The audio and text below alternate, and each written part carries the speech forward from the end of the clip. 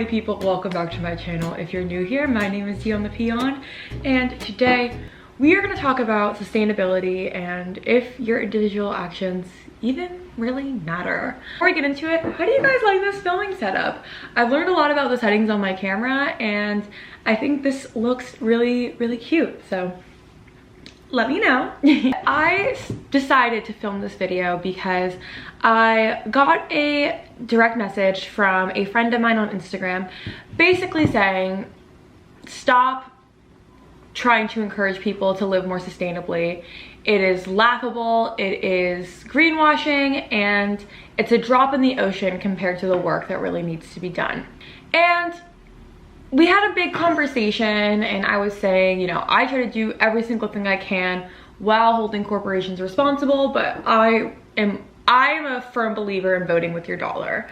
I'm a firm believer that maybe the owners of the means of production are the top dog in a capitalist society. The workers are the lower people, but there's a third category of people that Marx skipped over. I'm a political science major, so I'm not talking out of my ass completely. And that's the consumer.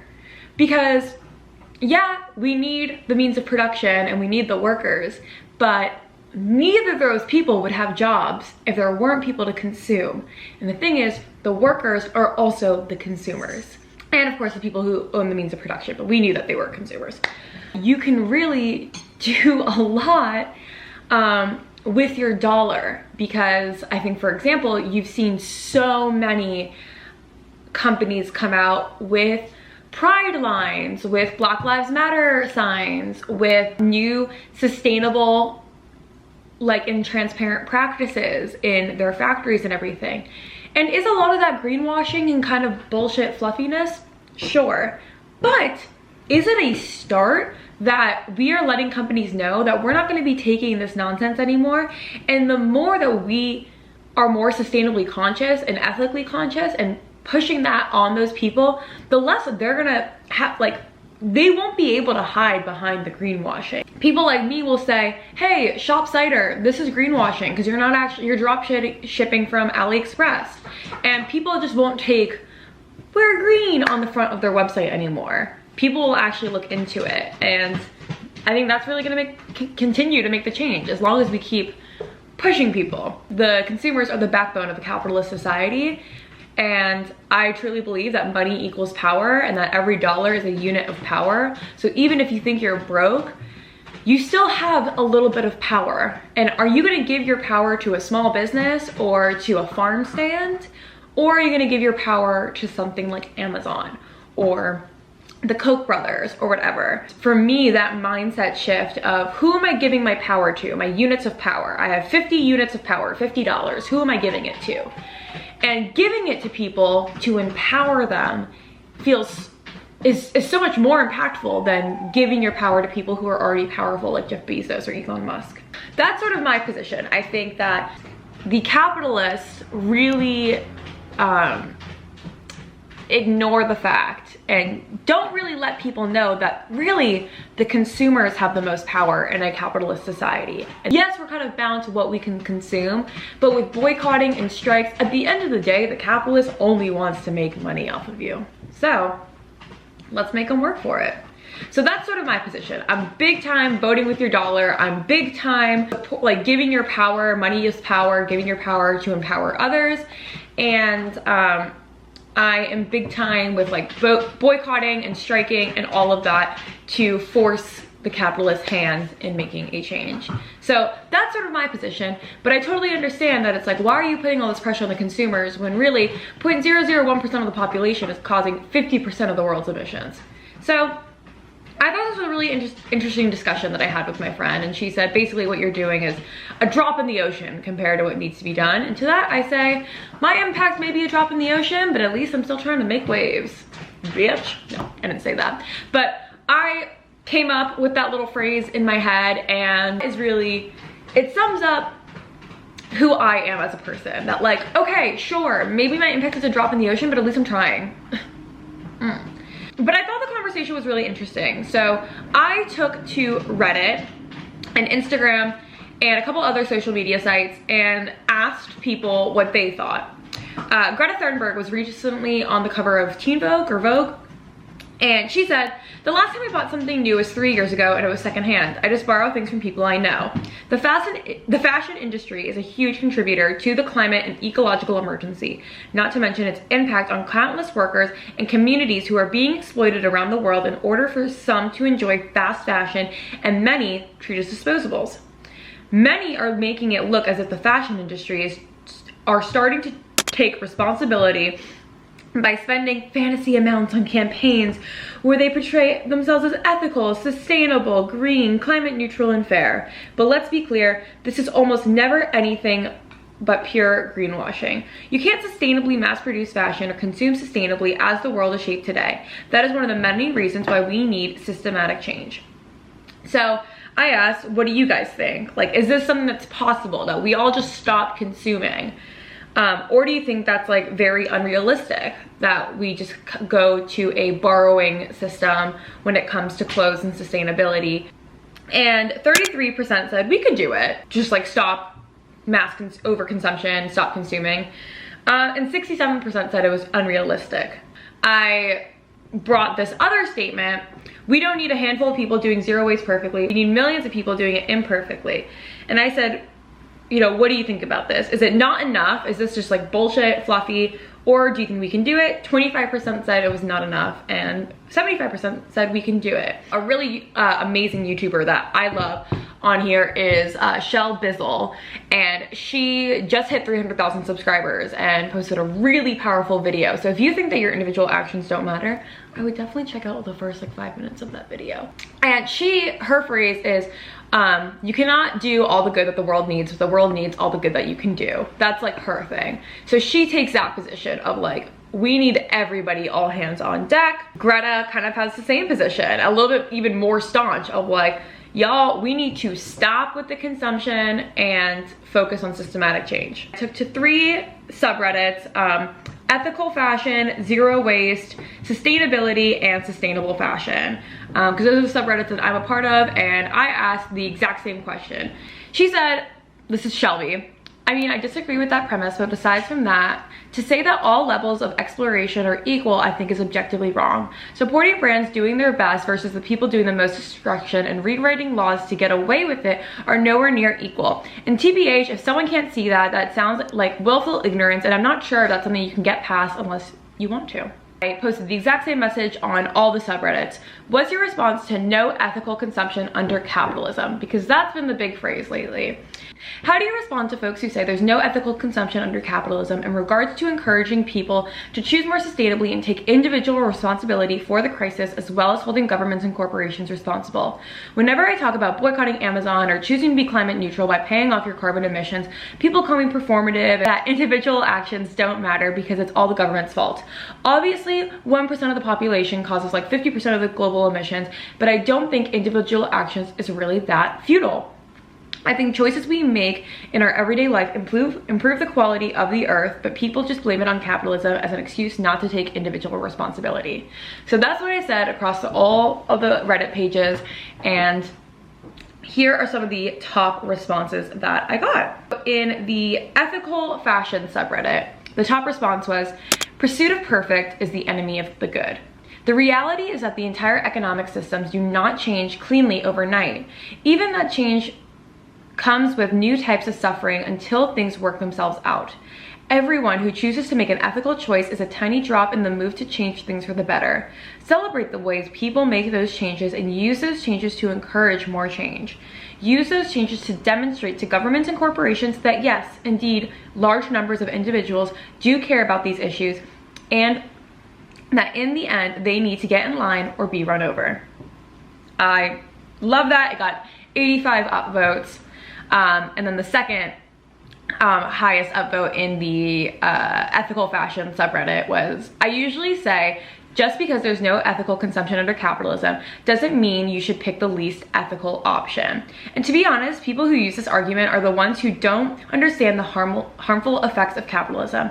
The exploited workers in the global south, child labor, and all for you to look cute in those Zara new-in clothes. For most people, Amazon is but an option, a very handy and convenient option, even when they're aware of how their workers are treated, which is a facet of capitalism.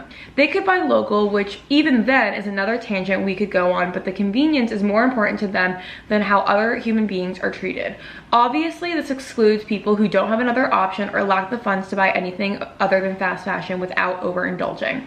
And that's really the nexus of it, is that it's not about where you buy or what you buy, it's about how much are you consuming. All right, so in the zero waste subreddit, this was the top response with 110 upvotes. This is a major theme in The Good Place, the TV show. However, I think our intentions matter even if it doesn't save the planet. You make small changes which make a difference. For example, if you save one sea turtle from a net, does it save them all? No. But it makes the world of difference to that one turtle and eventual progeny. I don't know that word. Yeah, I mean, your individual actions might just only impact the people close to you. And the second highest rated response to that question was, the argument that there's no ethical consumption under capitalism isn't an argument to just not try and buy whatever you want. The point of that phrase is that everything we buy comes from somewhere, and it has to be the consequences for our spending.